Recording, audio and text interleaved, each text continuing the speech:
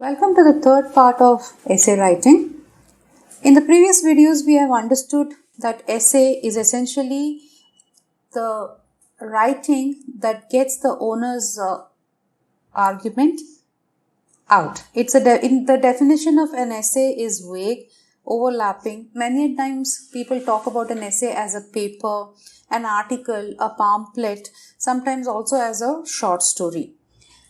We understood that essays are classified as formal and informal essays. Formal essays are often characterized by the purpose of its usage, the dignity of the writing, the organization of the essay, different components that are organized in a certain way, and the length of it.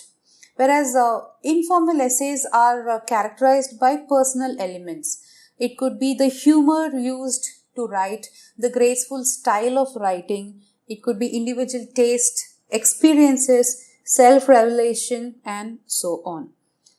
Essays are also generally used for literary criticism, political manifestos, learned arguments, observations of daily life, and so on. But of late, essay has become one of the major part of formal education. Students are taught structured essay writing formats at schools. It has also become one of the much required, desired style of communication when you are applying for universities abroad. It could also be certain competitive exams like banking and so on. There are certain preparations that will be required for you to write a successful essay. One of the very first thing was about developing your reading skills. Developing reading skills helps you in a profound way. Reading non-fiction books helps you mature your thought process. It will help impart knowledge as well as help you in arriving at a good art of argumentation. You will be able to write good figures of speech. It will also help you in understanding the world in a different way because of its unique content. And also these non-fictional writings can be used as references in your essays. Following that was reading certain specific magazines for people who are taking up certain governmental competitive exams. Here in these essays, the kind of topics dealt with will be slightly different from the ones that are usually seen in the corporate scene. Topics can be on maybe economical surveys, tribal issues, nutritional levels, and so on.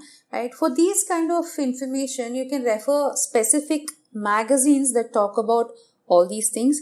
It will give you an exposure and understanding of those particular topics, and you will be able to write the positives and criticisms of such things in your essay more clearly and precisely. Further on, we asked you to keep an account of stories, anecdotes, quotes that you come across that you can use in your essays. You can use anecdotes as the opening of your essay. An anecdote relating to the theme of the essay that you're writing on will be a wonderful way to begin an essay. We also spoke about the importance of vocabulary and language. We discussed how you can improve your vocabulary. We can also improve our language usage in essay by limiting our words to something that is easily understandable by people. Avoid using jargons in your essays. Now moving on, we also discussed the importance of mind mapping. Mind mapping is one of the easiest way to arrange the information in an essay in a coherent manner. Whatever arguments, counter arguments, examples or quotes that you come up about the essay that you want to write on, it will be easy if you can map them and refer to them whenever you are writing an essay. Now, whenever you get an essay topic, spend about the first 5 minutes or so in mapping the essay. A mapping of an essay, an example is here. At the center will be the essay topic, and stemming from it, the branches will be all the different paragraphs, ideas, keywords that you will be writing in that paragraph. Using colors, symbols, keywords is very important in mind mapping. This will act as a trigger to your memory to be able to connect you to the thought process you had when you were writing those keywords in the mind map. You can pattern your essay as into 5 paragraphs as definition, statistics, advantages, disadvantages, solution and conclusion. I'll take you back to the map here. This is how a essay mapping would look like if you divide it according to the paragraphs that we are talking about. As soon as you get the essay topic, you can begin with the definition. That will be the first branch of your map. Now in the definition, you can talk about all the keywords or the main idea here what you will be talking about. Okay, so it could be an explanation, a definition, a dictionary meaning of the word given to you and so on. Now here again you can use few keywords. When you're drawing a map, you should not use lengthy sentences. It is time consuming to read it afterwards. Every time you're writing an essay and you consult your map, you will be spending a lot of time reading the complete sentence. Hence, avoid long sentences, stick to keywords. Okay, you can highlight the keywords using various symbols that you have to make more sense to you while writing. If there is a particular thing that you want to highlight more, something that you want to emphasize more in your paragraph, you can probably mark that word, underline that word, maybe more bold, such that you will know that here is this word that you want to base your paragraph on. One of the keywords also should be the connecting words from one paragraph to the other. Okay, so here you are seeing different paragraphs, definition, statistics, advantages and disadvantages. Okay, now here these words are self-explanatory. Definition, as I just mentioned, you will be writing the meaning, what it is used, where it is used, maybe a dictionary meaning of the word and so on. Statistics will be more to talk about numbers, percentages, figures, fractions, commonly used and so on. Now here in statistics, when you're talking about certain specific topics, statistics is very important.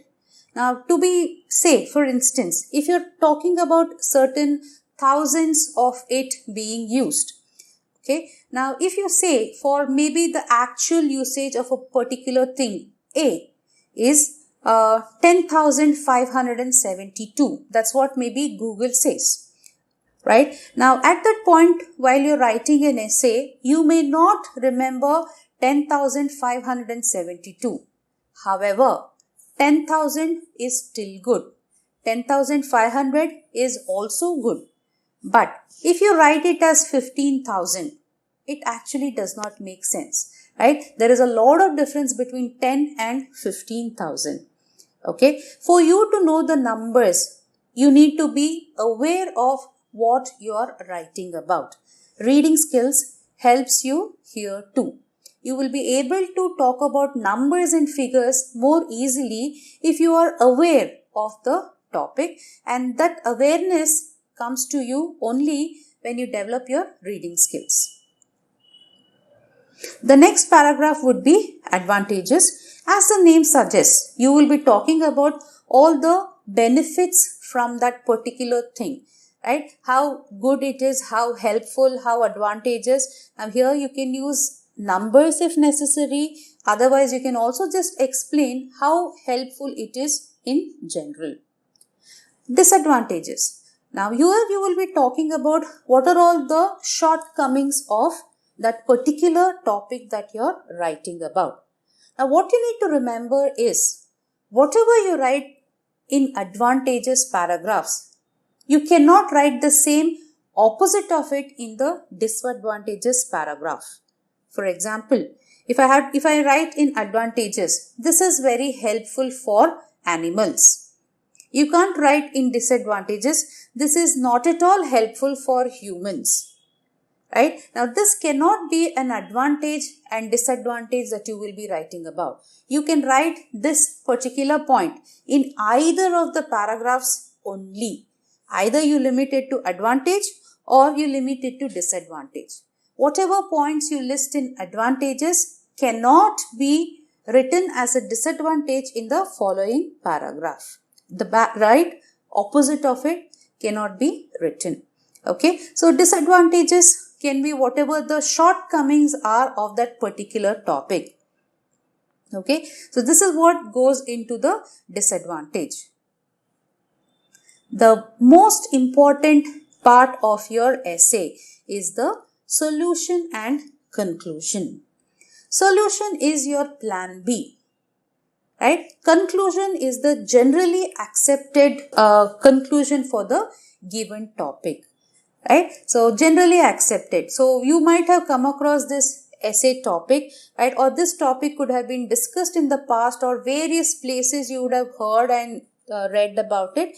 There is one general conclusion people come to, right? That will be the conclusion. The solution will be your individualistic idea based on all the information that you have shared in your essay. Right? So that solution you will arrive at it only when you know about the topic. You can say solution or plan B. Plan A is whatever the conclusion is. That is what people have generally accepted and they're working on. But you as an individual, what do you suggest? What is your solution or plan B for the existing problem? Right? So this becomes one of the most important paragraph in your essay. Every paragraph is important. However, solution is your individualistic thought. The other information that you share in your essay is learnt. When you go through information, when you read magazines, develop reading skills, research about a certain topic, you will be able to arrive at the definition, the statistics, advantages and disadvantages. However, solution is based on your learning from different things. As such, the solution and conclusion part of your essay is the most important part in your essay writing. More time, more thought process needs to be put into arriving at what the solution and conclusion can be in your essay. In the next video to follow, we will talk about what all the things that you need to take care of, the do's and don'ts in an essay writing.